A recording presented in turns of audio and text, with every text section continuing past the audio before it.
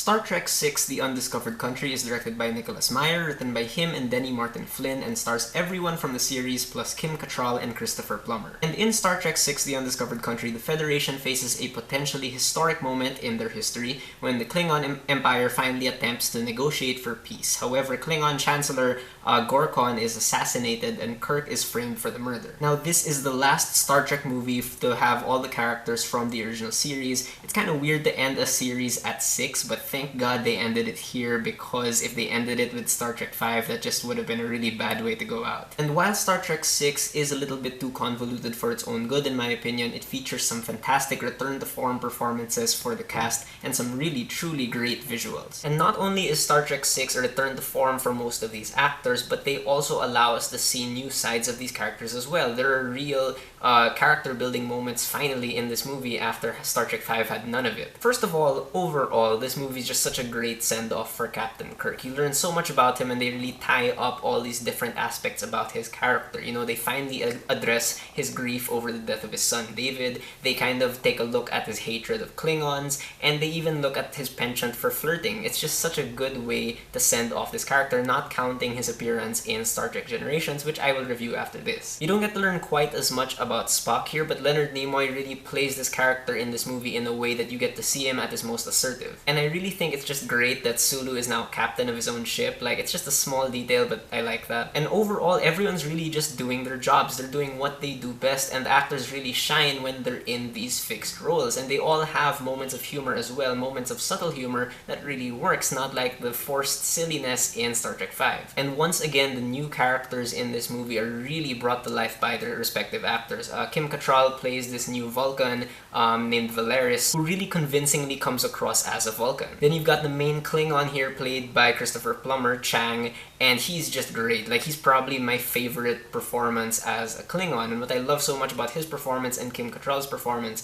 is the fact that they both show why their respective species act the way they do, and they're doing it because they believe that this is what's best for their species. And the CGI in this movie is the best that it's ever been. You can really tell that this movie is now like in the 90s because the visual effects really took a huge step up. It's legitimately impressive to see all these outer space scenes with the Enterprise and the Excelsior and the Klingon birds of prey flying around. And the production design is great as well, especially on Rurapenthe, which is this sort of Klingon prison where Kirk and Bones end up. The cinematography by Hiro Narita is solid all throughout, and there is totally convincing makeup work for all the different species you see here, from humans to Vulcans to Romulans to Klingons. The score in this movie by Cliff Edelman uses the original theme music well and really in appropriate ways to send off these characters. But the music also shines during tense moments, especially near the end, and of course this is helped along by the editing from Ronald Roos and William Hoy. But what I like so much is that, similar to Wrath of Khan, this movie's pacing really takes its time. A large part of Star Trek VI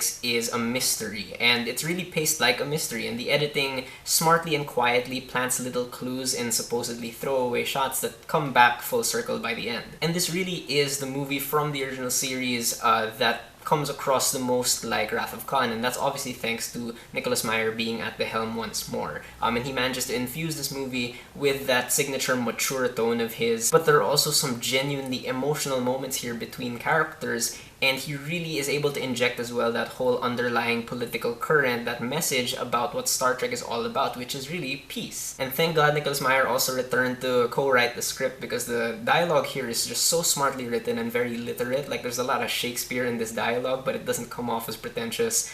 And he really puts his trust in the audience to keep up with the dialogue, because there's a lot of heavy, quick dialogue here, but it's never too difficult to understand. Overall, all the writing really helps reveal character and really explores all these politics in this universe. And what I like so much about this script is that, you know, it does have a lot of subtle humor in it as well, but overall, this script really involves the entire lore of Star Trek, so it feels like just such a great wrap-up, not just to the series, but to the original series TV show as well. As for negatives with Star Trek VI, the plot does get a bit unnecessarily complicated, especially with the Rurapenthe stuff, which is cool, but it's ultimately pretty unnecessary in the grand scheme of things. And the whole whodunit aspect of this movie I felt was a bit resolved too quickly. The editing as well has moments where, you know, know, the juxtaposition of certain things, like the Rurapente stuff with Spock's solving the mystery, like, they just don't really mesh that well. And while Star Trek 6 has a sort of touching ending, they kind of end it a bit too abruptly, in my opinion. And really, I guess the biggest negative with Star Trek 6 is the fact that they tried to do so many things, and, you know, for good reason. They're trying to wrap up this story the best way they could. However, because so many things are happening, Nicholas Meyer's direction does kind of shift wildly in tone from time to time. But overall, Star Trek 6 The Undiscovered Country is still a pretty good movie, and thank God they ended it here, and it's a really good send-off for all the characters. And again, if you're gonna go back and watch the old Star Trek movies, make sure to catch this one, Star Trek 2, and Star Trek 4. Alright, so those are my thoughts on Star Trek 6 The Undiscovered Country. If you guys have seen it, please tell me what you thought about it,